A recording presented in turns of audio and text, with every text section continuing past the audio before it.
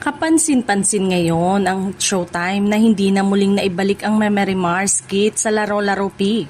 Dati itong isa sa mga eksenang inaabangan ng mga madlang people dahil sa kakaibang karakter at mga nakakatawang banat na nagbibigay buhay sa segment. Nagsimula itong mapansin matapos masabihan ng MTRCB ang programa kaugnay sa mga usap-usapan. Mula noon, hindi na nakita ang Memory Mar sa mga susunod na pagkakataon na itinampok ang Laro-Laro Pig. Kaya naman marami ang nagtatanong kung nagdesisyon na bang huwag munang ibalik ang naturang skit.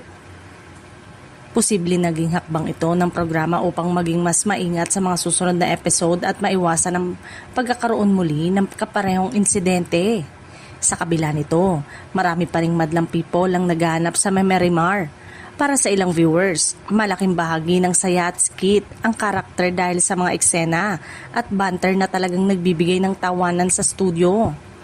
Nagpatuloy naman ang Laro-Laro Pig kahit wala ang Memory Mar, pero hindi nakaligtas sa mapanuring mata ng viewers ang pagkawala nito. Kaya ngayon, maraming naghihintay kung pansamantala lamang ba itong ipinahinga o may bagong pakulo na inihahanda ang programa bilang kapalit.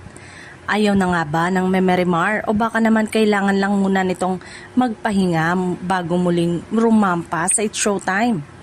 Isang bagay ang sigurado, marami pa ring madlang people ang nalilibang sa Memory Mar at naghihintay sa posibilidad na pagbabalik nito sa Laro-Laro Pig.